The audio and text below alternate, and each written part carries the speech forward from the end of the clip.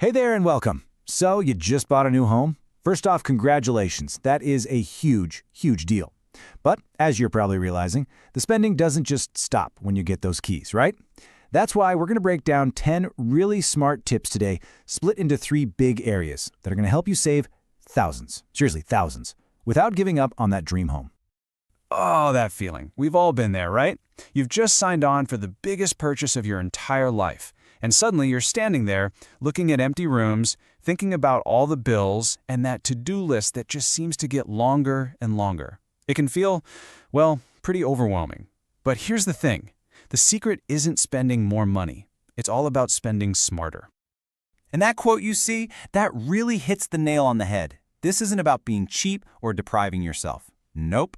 It's about being strategic, being intentional. Every single tip we're about to cover is a choice, a deliberate move that frees up your cash for what really matters to you. You know, maybe that's paying down your mortgage way faster or finally building that amazing backyard you've been dreaming of. All right, let's get into it, our first section. Before we even start daydreaming about furniture or picking out paint colors, we've got to lock in some big picture savings. I'm talking about the stuff that's going to benefit you for years and years. These are the foundational moves that savvy homeowners make right from the get-go. So a lot of people just assume that their property tax bill is set in stone, that it's non-negotiable. But guess what? That's usually not true. See, your local government actually has programs designed to make owning a home more affordable. But, and this is a big but, there's a catch. They don't just hand them out. You almost always have to apply for them yourself.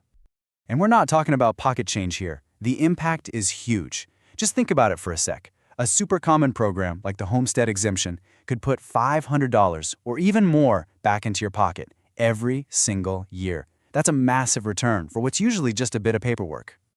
So here's your action plan. The key is to move fast. Seriously, as soon as you close on that house, this needs to be right at the top of your to-do list. And while you're at it, look for other exemptions too. They often have them for seniors, veterans, or people with disabilities.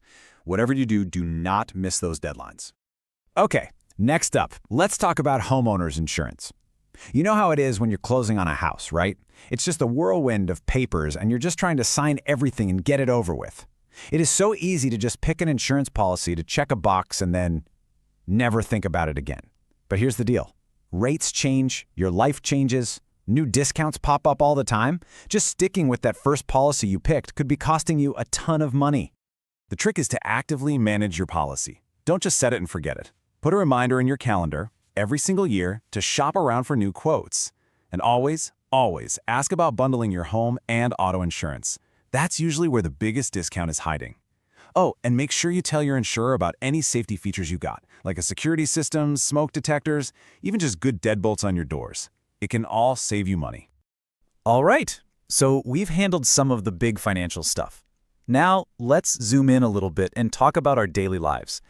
This next part is all about those day-to-day habits, the little things that can drain your budget by 1,000 tiny cuts if you're not careful. It really is all about being intentional. Okay, first things first. You have to resist that urge to have a perfect, fully furnished house on day one. I know it's so tempting, especially with social media, to want every single room to look like it's out of a magazine.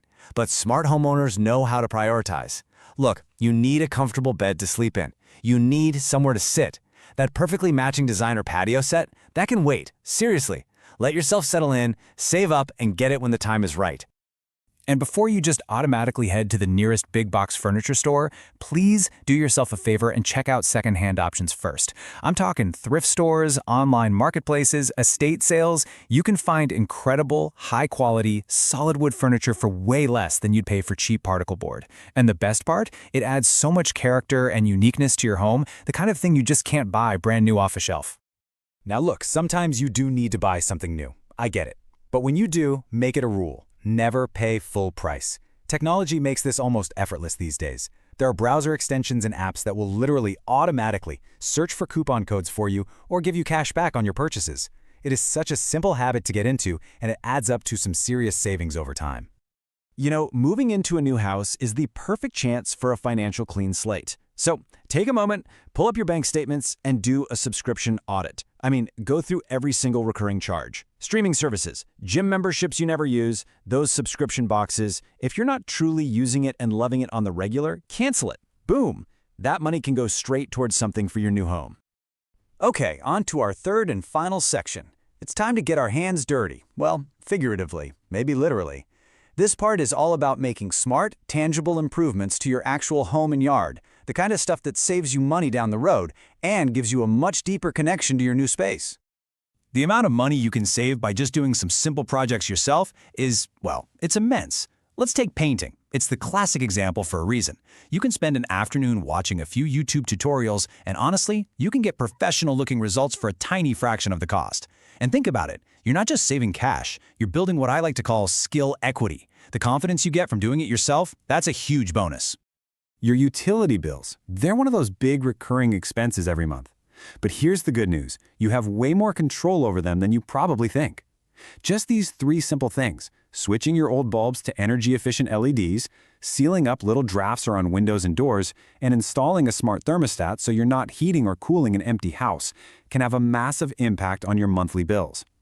Here's a super simple one with a huge payoff. Invest just once in a good water filter, could be a pitcher, could be one that mounts on your faucet, and you completely break free from that endless cycle of buying plastic water bottles. It is so much better for your wallet and, of course, way, way better for the environment. And last but not least, start thinking about your yard as more than just grass to mow.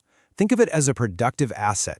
Planting perennial food, things like berry bushes, rhubarb, fruit trees, it's an investment that literally pays you back with fresh food year after year.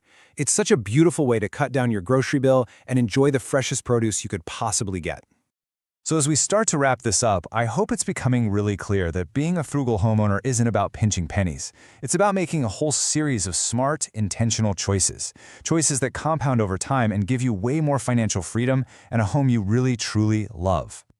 So this is the framework to remember, the 3 big pillars. First, secure your financial foundation. Get those big wins. Second, master your household spending. Dial in those daily habits. And third, optimize your home and yard. Make your space work for you. If you tackle your savings in these 3 areas, you are well on your way to building a really sustainable and secure life in your new home. So I'll leave you with this question. What's the very first smart step you're going to take for your new home? Seriously, think about it. Are you going to go check your property tax website right after this? Maybe cancel an unused subscription on your phone right now. Or maybe you'll start planning that first DIY project for this weekend. Remember, the journey to saving thousands starts with just one single step. Thanks so much for joining me.